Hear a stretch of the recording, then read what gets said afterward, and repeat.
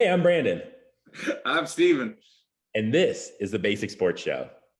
I thought it was the BS show, or the Brandon and Steven show. You changed the name on me? No, the Basic Sports Show, where we chat about recent games and newsworthy events. We're here to keep shit basic without all that other BS and create a show that's for the community. We want to answer the questions that you want to talk about. So if you have a comment or a topic you'd like us to chat about, submit it, and this will be the show for you.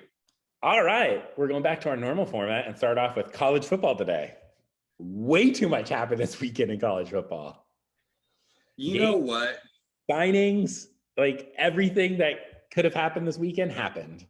But it was stuff that I didn't think was going to happen, but it made sense why it happened when it did. Okay, so what was the most shocking thing about this weekend then? The most shocking, I would probably say Brian Kelly to LSU. That was pretty shocking. I get the Lincoln Riley move. Yeah. Younger family, Oklahoma. He's trying to make a name for himself, right? USC I don't know, you make the argument that it still is an historically great football program. Oh yeah. I mean, all the Heisman Trophy winners that have come out of there, all the players, the city, where it is, it's in the heart of LA. You have the Dodgers, the Lakers, the LA Kings, UCLA. I mean, I can understand getting out of Oklahoma. 100%. The Brian Kelly one, though, I think that has two statements attached to it that I don't hear enough about. Which are? One, he thought it was easier to win in the SEC and to recruit in the SEC. Wow. Think about that. People look at all the athletes in the NFL that have gone to LSU. That I can't argue that. And you look at people want to go there. The Southeast, Louisiana, that whole territory is a hotbed for college football players. 100%. And I mean, I'll be honest, Ed Orgeron isn't a great X's and O's quarterback, but he can recruit. He has good players there. I look at Brian Kelly. Brian Kelly's got the coaching side of it, and it makes sense. Yeah. Brian Kelly can go there. There's a name there. There's recruits there. It's in a hotbed, and he doesn't have to deal with the educational standards with Notre Dame. Yeah. I think Brian Kelly's a good recruiter too. I think he's a significantly better coach than Orgeron. He's a way better coach than Orgeron, but you don't have to deal with the education requirements to get into LSU that you have to get into Notre Dame. 100%. And then you don't have to convince a whole bunch of young players to go to Notre Dame where it has brutal winters. Yeah. It's kind of rural.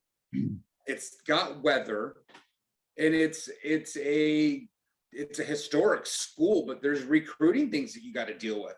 I mean, if you're a young 18-year-old college 4-star recruit, do you want to go play at Notre Dame and have to deal with the educational standards, the weather? Or do you want to go to LSU, USC, Miami? Do you want to go to a college that has a better atmosphere, a better environment?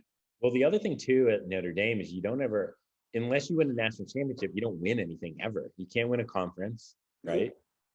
You can win, you're not really winning any rivalry games that are like huge, right? Like in LSU, almost every week's a rivalry game, it sure feels like.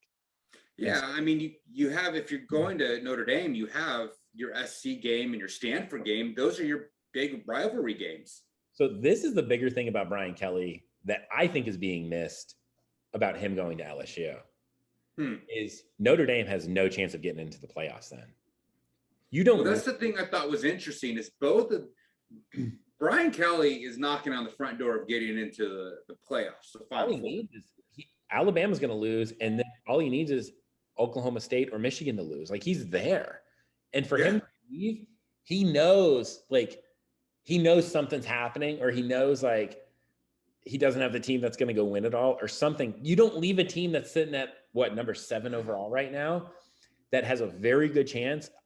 You can't control your destiny, but you still have a chance to get into the college football playoffs, and you just bounce. Like that was more shocking to me than anything. I was like, yeah, but there's a reason why that though. When can you start signing recruits? I don't know the date.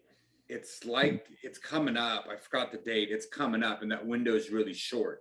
So national signing day is around the corner. So he's going to take those recruits that he was going to get to go to Notre Dame and flip them to LSU. Uh-huh.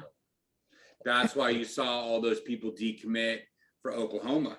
Oh my God, they had decommits out the wazoo. Division I football early period, December 15th. That makes sense then. Yep. So that's why you had it. That's why they left when they left. So how do you rank their hiring, LSU's hiring, 1 to 10, 10 being that's the best hire you can make? What's that rank? The best hire you can make with what's available? Yep. I would say it's probably an 8, 7 or an 8. I'd say 8.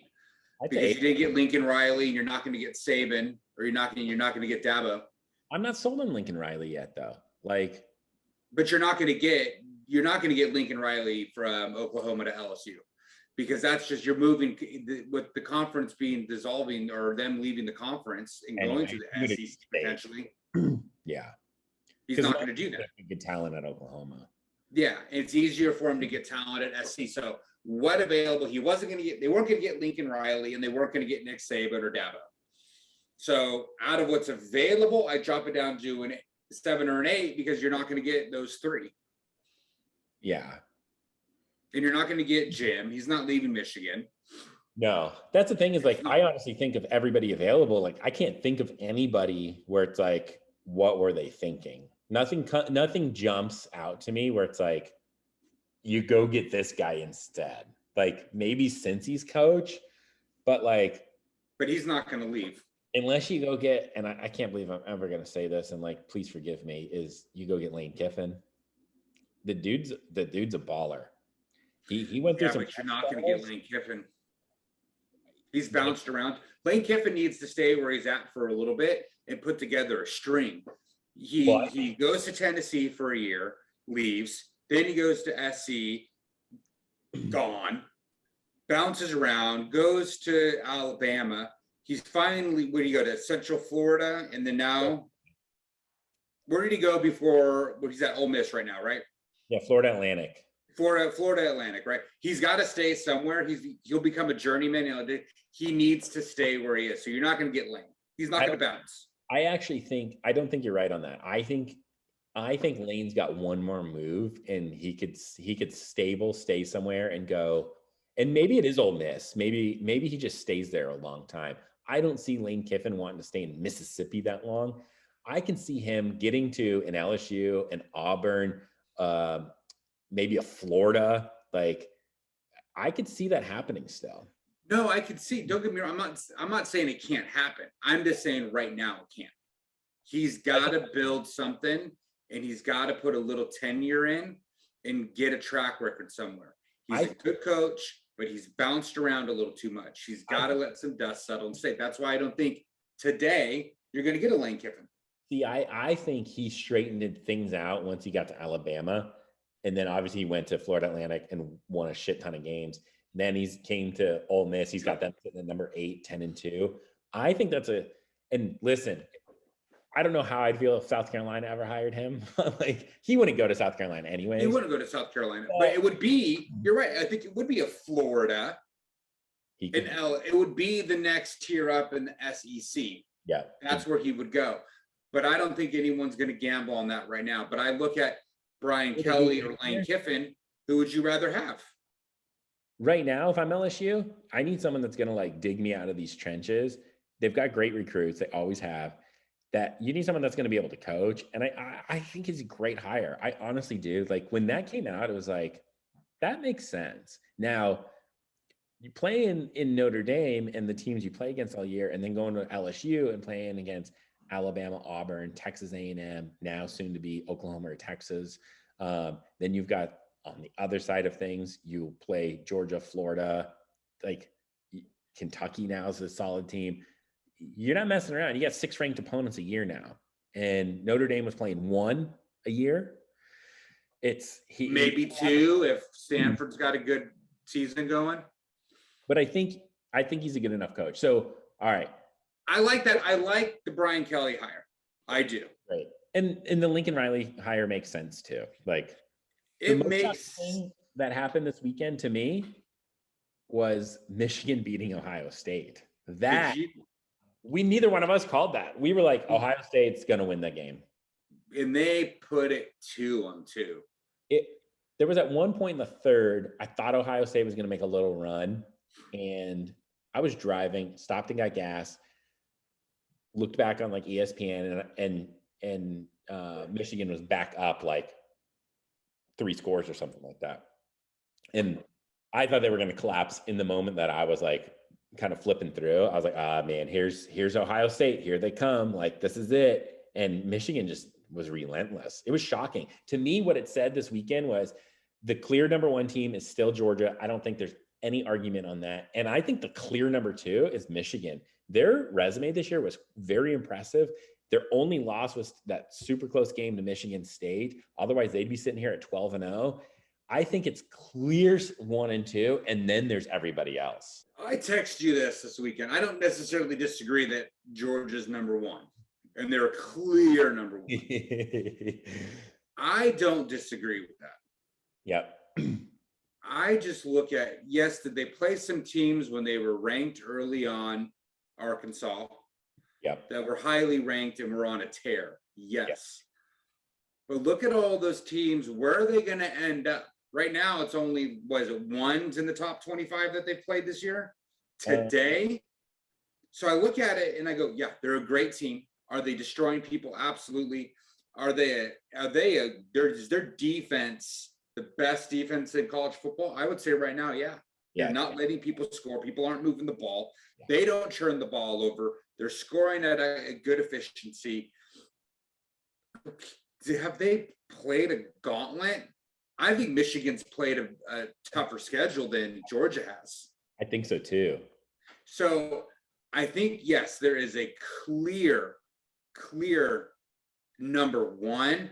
But I don't think after watching Michigan this weekend, I think that gap is closer than people actually want to say that it is. Michigan's a good football team.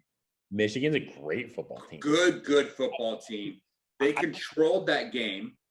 Yep. They did. They absolutely controlled it. That little boost of energy that Ohio State showed, Michigan came right back, scored, kept it under control, and never lost their composure, like the one guy ripping the dudes off in the end zone, ripping his helmet off.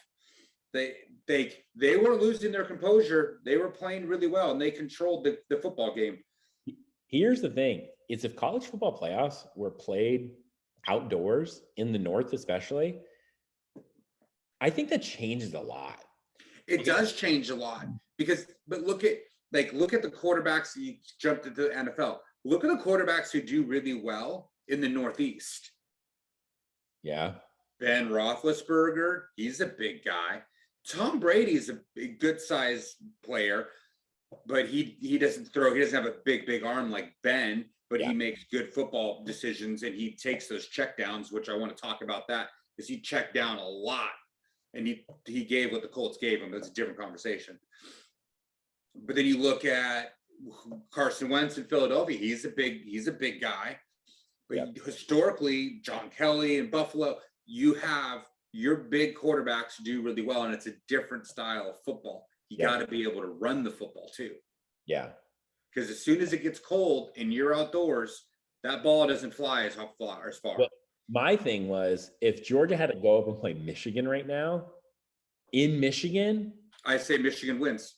I think that definitely levels the playing field a lot, where if Michigan had to go down to Atlanta and play in the Mercedes-Benz Dome, then I don't know, Georgia, man, you get those SEC teams indoors on turf, and the speed, they run. It's ratcheted up like 2x. run. It's like the greatest show on turf. It really is. Old school St. Louis Rams. You stick those teams in the same Southern teams and you stick them up in Michigan, Ann Arbor or something like that, dude. I think it would be interesting to see. It would be interesting. And you're just never going to get that though, because of the way college football is set up with the bowls, but it's a good point. I mean, even your non-conference games, like at the start of the season, when they played as non-conference, a couple of years ago, Alabama played SC inside of Texas Stadium. Yeah. Yeah. It's a different, with these domes, they can control the environment a little bit better, and it makes for a better product on TV and better football. It's a more high scoring. But I don't think the gap is as big. Back to the point, I don't think the gap is as wide as people think it is between Georgia and Michigan. 100%. All right. I do not. Okay. I don't think Alabama beats Georgia this weekend. Yeah. I don't. Okay. I don't see it happening. Who do we have this weekend? So Bama, Georgia, you've got Georgia. I got Georgia, but the one thing I will say, Nick Saban's been here before. And he knows how to beat Kirby Smart. And he knows how to beat Kirby Smart. And he knows how to win. He's only lost to one of his former coaches. And that was the first time this year. Yep. So he knows what to do for big games. All right. And he's been in this stadium. So I have Georgia. I have Georgia, but I wouldn't be surprised if Alabama wins. Michigan, Iowa. Who do you have? Michigan. I've got Michigan as well. Oklahoma State, Baylor. I'm going to go Oklahoma State.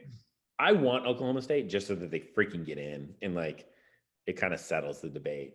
And then Cincy, Houston. If Cincy loses, they're obviously out. If they win, I think they get in. Cincy lands at the 4th spot. So who's your final 4 in the final playoffs? And then we're wrapping up college football. In order, Michigan 1. Over UGA? Over UGA. You're talking about the college football rankings. Michigan's going to jump UGA after the weekend. Yep. They will get jumped if Georgia does not blow out Alabama. Even though Georgia's the only undefeated team. I would bump ahead. I think they've had a tougher schedule. Okay. I think they've had more impressive wins at the end, and they jumped 3 spots this week to make it to number 2. Okay, I can see them putting them at number 1. So I got Michigan 1, Georgia 2, Cincy 3, and Oklahoma State 4, Alabama 5. All right. After this weekend, I have UGA, Michigan, Oklahoma State, and Cincy in that order. Okay. So I think you're right. I want to believe they'll move Michigan, but I think you're right. I think they want to put Cincy against UGA is going to win this weekend. I think they want to put Cincy against the best team in the country, and I think it'll shut everybody up. So, I don't disagree. Moving on, NFL. Cam Newton, can he retire now, please? Like the experiment failed. He's done. It's failed. It's over. It is done. It is absolutely done. I don't know why he's still trying. He played himself out of a contract. His stat line this weekend, 5 for 21, 92 yards and 2 interceptions. I'm 99% sure I've never played a down in any level of football other than flag. I think I could complete 5 passes. I really do. But I'd make the no, I don't. Well, come on now. Wait. Let's back up a little bit here. I don't know if you could in the NFL. Well, if I had Christian McCaffrey, I'd just do swing passes, and I would just do Christian McCaffrey's out. I know. I mean, I would just do little bubble screens all day long. I could hit 5 bubble screens to Christian McCaffrey. I know for sure I could throw 2 interceptions easily. Oh, I could throw way more than that. So he's done, and then way more. He's done. He was horrible, but I never thought he was a good passer of the football. So, this is actually an interesting point then. So his time in New England, everybody last year was quick to say, I told you it was Brady and not Belichick, right? I think that was said a lot last year because Brady went and won a Super Bowl and Patriots kind of sucked. Is this season proving otherwise? Is this season saying, no, they just had a terrible quarterback who Belichick actually made look decent. Like Cam looked average at best in the Patriots uniform, but Belichick like, and then now this year he's got a freaking rookie, and they're the best team in the league. I'll say it, and we've been saying it. I'm going to say something different. I think this 2-year divorce actually has done them both a favor. I think so. I think it happened. I think last year with Tom Brady getting away from Belichick in New England and winning the Super Bowl proved to a lot of people that he's a great quarterback. He knows what he's doing. Yeah. He's a good thrower of the ball. He doesn't have a great arm, but he makes good decisions. He doesn't really necessarily turn the ball over. He had one touchdown or one INT last week against the Colts. Yeah. But it established that he can win without Belichick. Yeah. Now, I think what it did for Belichick is it proved you do need a quarterback. And if you don't have the quarterback position in the NFL secure, you're not going to do anything. You're not going to win. That's just the bottom line. If you don't have at minimum a game manager. Yeah, that's the key. Is Trent was a turnover. If you don't have at best Trent Dilfer, yeah, a game manager, you're not going to do anything in the NFL. Yeah. So it proved he's a good defensive coach, and he's got a good young talent in Jones, who, by the way, just got a trademark from NJ. His new trademark is MJ10, like TB12, if you didn't hear that. But he's a good, promising, up-and-coming Alabama quarterback. Yeah. But it proves that he's a good coach. It did them both good, that he can win without Tom, and Tom can win without him. But I think it helped Tom Brady a little bit more to remove him from this, I'm just a system quarterback. I can win outside of Belichick. Belichick didn't need to prove that his system didn't work. He needed to prove that he can plug and play in his system and it will continue to work, that his system is that good. Most of that I agree with, other than the fact that Tampa Bay is an absolutely stacked team. And like, I don't disagree with that. Who was it? I think Shannon Sharp this weekend said, like, if this proves that all-star teams don't work, and it's like with the it was Troy Aikman. Troy Aikman said it. That's right. With the Rams, and it's like, look at Tampa Bay. Like, they have just signed every free agent to 1- and 2-year contracts that are like the best of the best. It works. So I don't want to hear it just because the Rams have like assembled a few more team members and we're midway into the season and they're not meshing completely in after 2 games. Like, let's give it a relax. Like, should the Rams be worried? I don't think it's time to hit the panic button with the Rams yet. But I will say one thing about the Rams, though. Did you really upgrade a quarterback? Because what you wanted to get away from was Jared Goff and his poor decision-making and his INTs. Was this 3 weeks in a row? Stafford's had a pick 6? Yeah, I mean, did you upgrade a quarterback? 1,000. I think you upgraded a quarterback, yes. You did. But I don't think you upgraded the way you thought you were going to upgrade.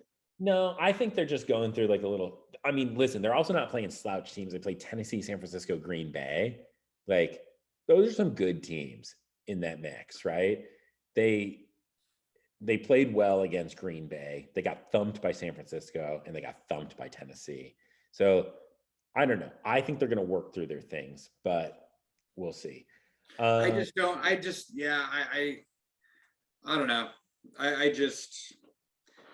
I kind of agree. If you put all these pieces together, because I know Tampa Bay signed a lot of players. Don't get me wrong, but there was a core team there. Well, the other thing too in Tampa Bay is you've got a top 5 coach in the NFL there.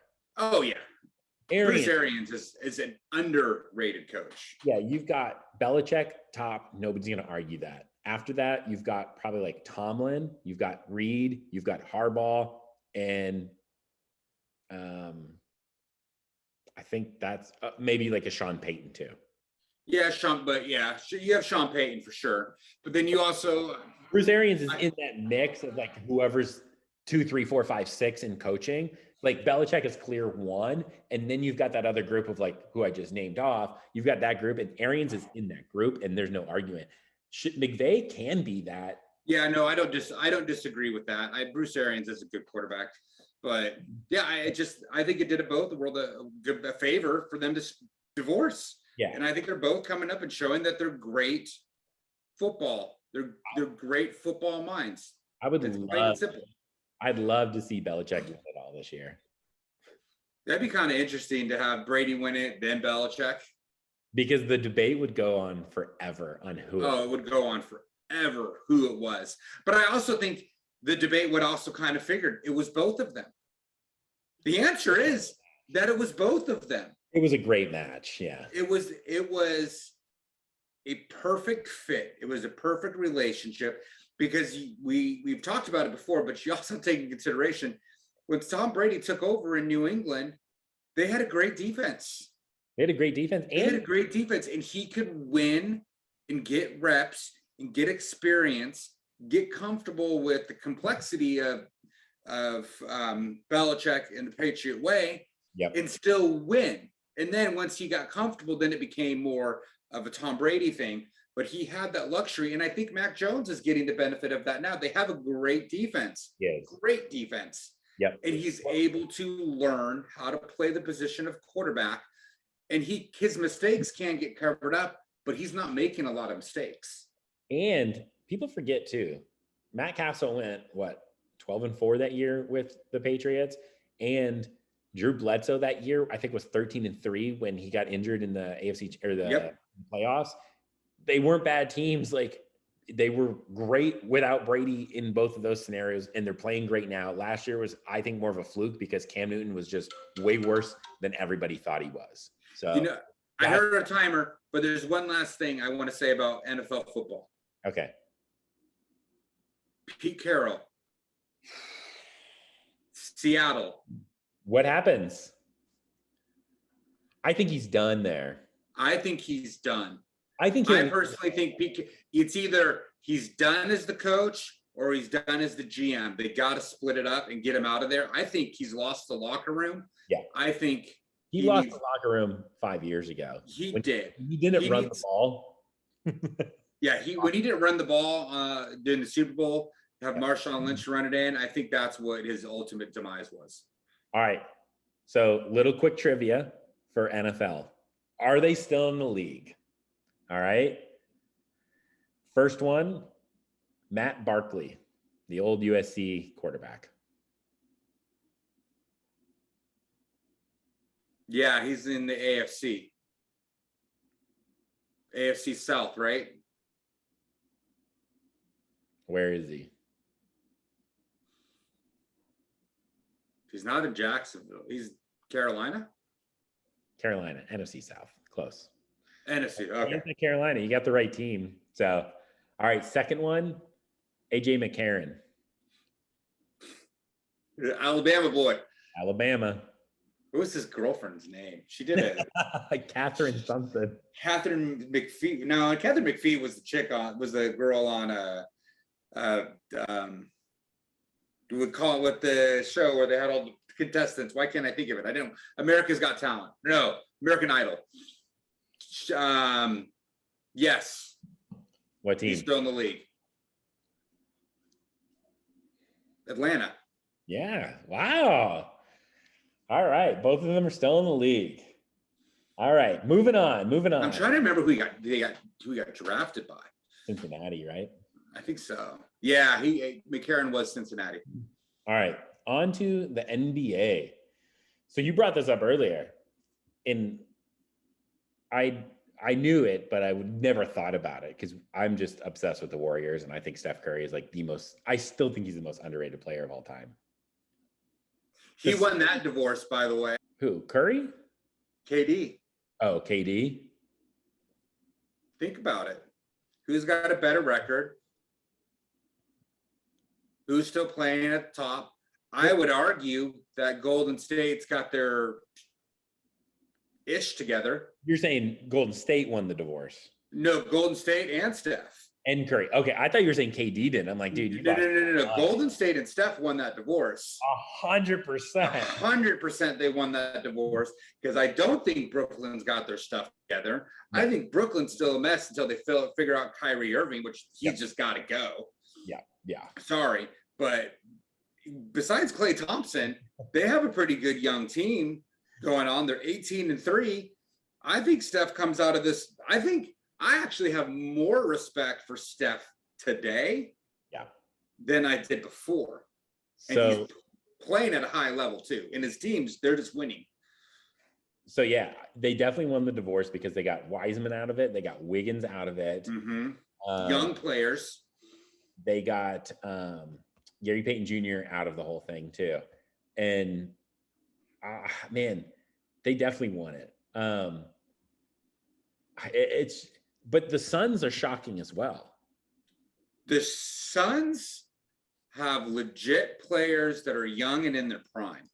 Here's the problem with the Suns. And it's the same thing on what the problem was with the Clippers. What was always the Clippers' problems on why they couldn't get further in the Western Conference?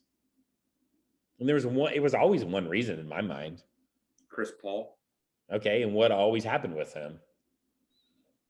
He melted down. He didn't perform up to the level he could. Either he melted down in the playoffs or he got hurt in the playoffs. Yeah, he's notorious for getting hurt. And so that's the worry with the Suns is like, to me, the Suns are one injury away from being a 500 team. And to me, the Warriors are one, I mean, other than if Steph went down, right? But they have the chance to get even better once Klay comes back. Think about the Suns right now. Okay. 1, 2, 3, 4, 5, 6 players averaging double digits. Okay. Nasty. They're all playing. None of them have really missed a lot of games. DeAndre, I mean, he's only played 15 out of the games. So he's missed a couple. He's averaging 11 rebounds. Wow. 16 points, 11 rebounds. Right? He's playing good. He doesn't turn the ball over. Chris Paul is averaging 14. He's averaging 10 assists. Devin Booker's your star shooter who's putting up 23 points a game. Yeah. They're efficient. They have a good young team. And a lot of them, their players are in their prime. Yeah. They don't have a lot of aging athletes. I mean, JaVale McGee's like one of their oldest players. He's still putting up 16 minutes a game, 10 points, and getting you 7 rebounds. And he's only 33. Yeah, he's not. There's somebody else that's 36. Chris Paul. It's Chris Paul. There's somebody else that's over 30. JaVale McGee's 33. Jay Crowder's 31. Yeah, Jay Crowder's 31. But, I mean. That's still young, man. They still got a young team. Got 23, 25, 25, 25, 25, 28, 28, 27, 27, 27, 24. Only thing is if Chris Paul goes down, that team they're not who they are.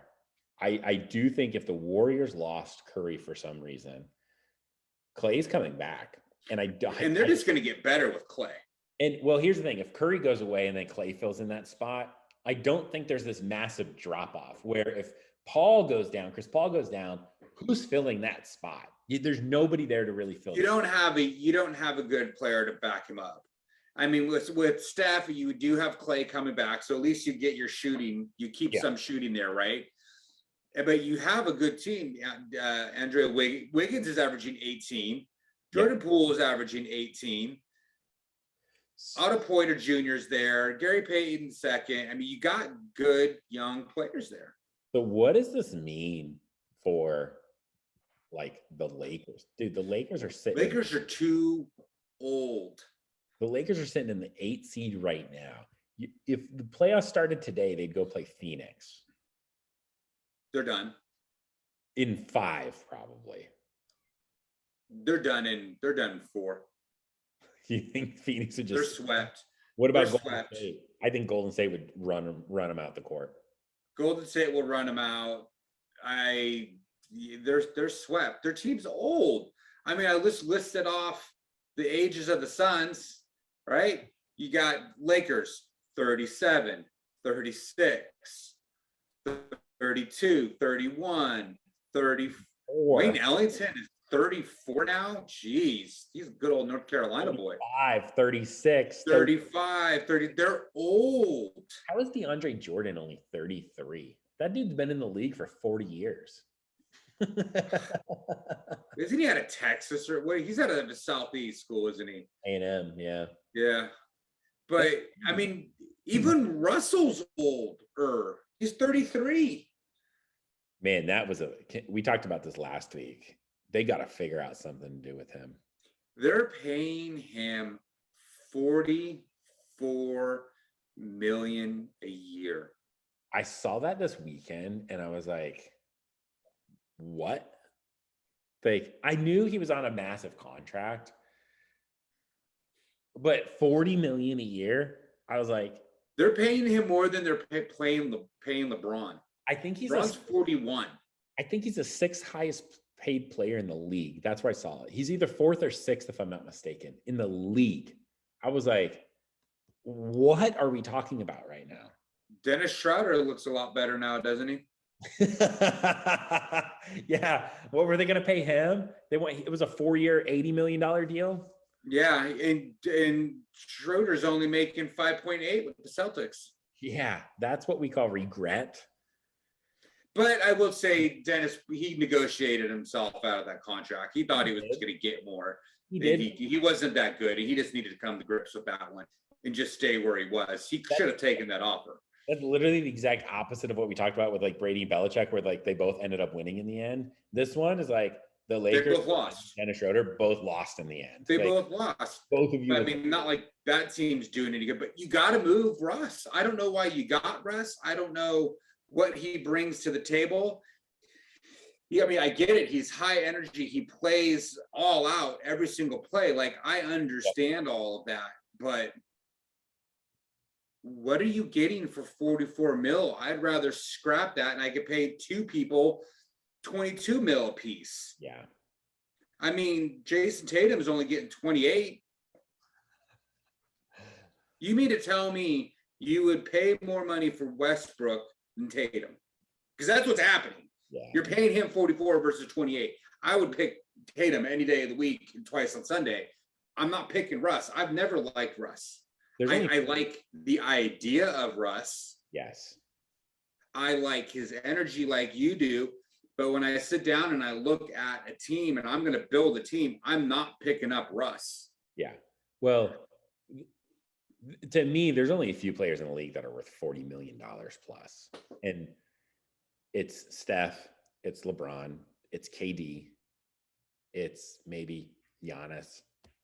And Damian. I think Damian for sure is he's worth high 30s. He's worth high 30s. I think there's like 5 players that are worth 40 plus million in the league right now. I don't think he's one of them. I think Damian with like Luka, with probably like Klay Thompson, I'd pay that kind of money for, but I'm on his bandwagon like beyond belief. Those are the guys that I think, those are the high 30 guys.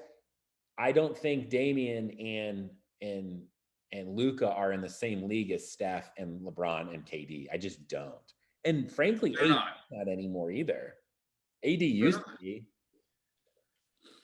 So I don't know. So one last thing on the NBA. What happens with Zion, man?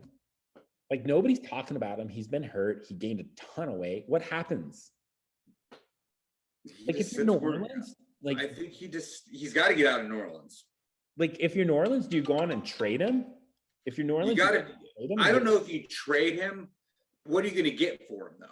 I think you can get a lot of assets for him, future draft picks. You could. I think he's a good. He reminds me of Charles Barkley. Charles Barkley. And so here's what I would do if I'm San Antonio, that's who I go after. Yeah. You know, we were talking about Damian being a $40 million player. Yeah. You know, he makes 39.4 or 39.3 mil a year, right? Perfect. Told you it wasn't worth 40. But he's right. I mean, think about it. So here are your 40, by the way. LeBron, KD, Westbrook, John Wall. You just need to make up your mind with him, play him or whatever. But he's 44. Harden's 44. And I think rightfully so. Steph Curry's sitting there at 45. Oh, 100%. Dude, I pay $100 million for Steph Curry a year. You I kidding don't know me? if I paid that much, but No, I think he's worth this. I think everybody right now that's in the 40, besides two people, are worth that. I maybe would argue James Harden shouldn't be number 2, but Wall and Westbrook need to be down in the high 20s. High teens, yeah. They're not worth that money. I wouldn't pay it. I'd pay more for CJ McCollum than I would Westbrook. All right, that's a wrap on NBA. Moving on. Okay. Because a lot of things happen in baseball and the season's over. Texas just shelled out like $1 billion for $500 million in their middle infield. Texas Rangers just shelling out money. Dude, what was they spent million? $561 million. $561 million on an infield. On their middle infield. Corey Seager, 10-year, $325 million, which is that's crazy talk. It's crazy. It is crazy, but their middle infield, they spent $561 million. So, like, what's the strategy here? Like, because I think in baseball, you can have all the hitters in the world. If you can't pitch, you can't win. In baseball, to me, it's if you got pitchers, you can win. It's the same thing in football, at least in pros. If you have a defense, you can win championships. In baseball, if you got pitchers, you can win. I don't see what the Rangers did to do anything to improve pitching. Even when the Yankees were winning a bunch and they had Jeter and A-Rod and just a stacked offense, they always had stacked pitching too. That's why they were able to win. I don't know what baseball is trying to do right now. Because then you have Max Scherzer going to the Mets for $131 million for 3 years. Well, he's also a top 3 pitcher in baseball. No, I get that. Don't get me wrong. He's a great pitcher. I totally agree. And I just, why are you leaving the Dodgers to go to the Mets? That was the other thing. The Dodgers just completely lost everybody. Here's the thing, though. I never understood on pitchers, even though, where, like, Max Scherzer, I get it. And this totally goes against everything I just argued against or for. But to pay $130 million for 3 years to win 20 games a year, that's a boatload of money, considering you need to win 90 to 100 to get into the playoffs. Mm-hmm. So that's only a fifth of the games you need to win if he wins 20. And you're shelling out $130 million. Like, I don't know. And then you look at Tampa Bay, who has 0 payroll and just wins. So baseball, more than anything, you don't have to spend a ton of money to win. Oakland's always done it. Tampa Bay's always done it. You don't have to shell out a ton of cash. But the Yankees have always shelled out a ton of cash and they win. That's true too. But when the Yankees are playing Tampa Bay in like an ALCS game, did you really like get what you paid for then? Because you're doing the exact same thing somebody has no payroll did too. No, I get that, but No, that's just, but at the end of the day, think about it from a different way. Baseball, right? It's like, let's look at the Yankees, right? Yankees have always carried the biggest names. Yeah, they've always been willing to shell the money, and I think a lot of it has to do with the Yes Network. They have the money and the revenue, so they'll pay it, and they're going to keep paying it. And sometimes it works, sometimes it doesn't. Yep. But they historically, that's what they do. But they also have 27 World Series or 29? Yeah. And no one's close. I think the next closest team has like 12 or 13. Yeah. So it's like, okay, obviously they're doing something right. But I don't understand why you're going to shore up your middle infield, your shortstop and your second base, and you get Marcus Semien. You did him for 7 years, $175 million. So what, you have the best middle infield? Middle infield's not going to win you games. I mean, they can hit and they're offensive threats, but it's not the same, to your point, as a pitcher who can dominate a game, who can control a game. If you have a good 1-2 roster and you're starting pitcher, I would spend more for a dominant 1-2 than a middle infield. You know what's scary is that Seattle team had Ken Griffey Jr. and A-Rod. Oh, and Johnson on the and mound. Randy Johnson. Yeah. That's scary. That team was stacked. Two guys who hit 600 home runs. And they never won one. That one season, they won like 114 games or whatever. They were the record for most wins in a season, major league record. Yeah. I think they might still have it. Yeah. But they put it, 1906 Cubs still have it. They're in there though. They're in the tops. It was the same record. They still won 116 games. 116, but they had 46 losses versus 36. But that was a different. The games are different. The percentages were 76% to 71. Can you imagine? They lost in the ALCS. That's just insane. Yeah. Pinella was the coach. You got manager of the year. That's crazy. And Ichiro was on that 01 team too. Was he? Yeah, he won Rookie of the Year. Oh, he did. Hit 350. 350, 381, and 457. Yeah. As a rookie. To claim the batting title and win both AL Rookie of the Year and AL Most Valuable Player. Those teams, I don't think Griffey was on that team though. I thought he was. I know he played. They were on the same team together. A-Rod, Griffey, and Johnson were all on the same team together, but I don't think that 01 team. That team was stacked. That Yankee team in '98. Yeah. That team was ridiculous too. Man. All right. I've got another trivia for you on MLB. Okay. Hall of Fame or not? Okay. Ready for the stats? Yes. 1,085 RBIs, 2,300 hits, 200 home runs, 318 batting average, and 6 Gold Gloves. Hall of Famer. Hall of Famer. Wow, that was fast. What was the decision maker? You love the batting average. It's the batting average and hits.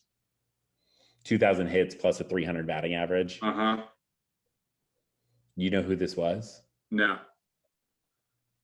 Kirby Puckett. Kirby Puckett's a Hall of Famer. I thought his stats weren't as great as I thought they were. His batting average was way better than I thought he was, but I thought he hit way more home runs than RBIs though. That really threw me for a loop. Really? Yeah. Puckett was a great player. I remember being a kid and watching him. His hits and batting average, you get it for me. All right. And if it ended today, would Trout get into the Hall of Fame? All right. Career stats of 310 home runs, 816 RBIs, 1,400 hits, and a 305 batting average. He's got 10 years. Yeah. And came in 11.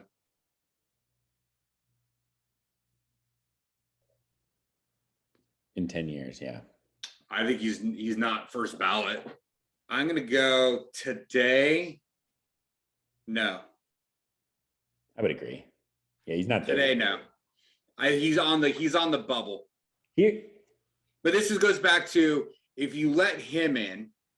Yeah, you're opening up a can of worms, but it's not the can of worms that you think. It's so this goes back to, I mean, his OPS is solid. Career is 1.002. I think here's the thing, if last season you didn't get injured, and he would have just retired, he would have came out like Barry Sanders, where people like, there's a ton of people that say Barry Sanders is the best running back ever or the best football player ever because he only played 10 seasons. Right. And so you Yeah. live fantasies of what if. Well, now Trout's 30. And so it's like, all right, what happens over the next few years? Where if he would have just stopped, then it's like, I still think Trout has the opportunity to go down as the best baseball player of all time. He does, but you got to look at 2022, right? He only played 53 games in 2020. Yeah. So he really only has 2012 to 2019, his full seasons. Yeah, he's only got 7 solid seasons, 7 solid seasons, and it's not enough. Yeah, I think he needs 4 to 5 more solid seasons. I think if you can put in 4 or 5 more seasons like he did from basically 12 to 19, I think it's case closed, as long as he continues those numbers. If he would have had 2 full seasons the last 2 years, he's at about 1,600 hits. He'd be close to 400 home runs. Yeah, he just got to get healthy. And his average, I would actually make the argument if he would have been healthy the last 2 seasons, he would be very bubble. He might squeak in. Yeah. All right, that's a wrap. Any other final thoughts on NCAA football, baseball, college, NFL, NBA? Final thoughts? That's why we play the games. Even though we don't have a playoff, the conference championship games, they're your playoff. And you want to get in, win your conference, and win the conference championship. And this weekend, everything can still change. Everything could change. If Alabama beats Georgia, everything's changing. Oh, man. And God. Yeah. And if Alabama beats Georgia, everything changes. All right. Well, that's a wrap. Great. All right, brother. We'll talk again next week. All right, man. Take it easy. See ya.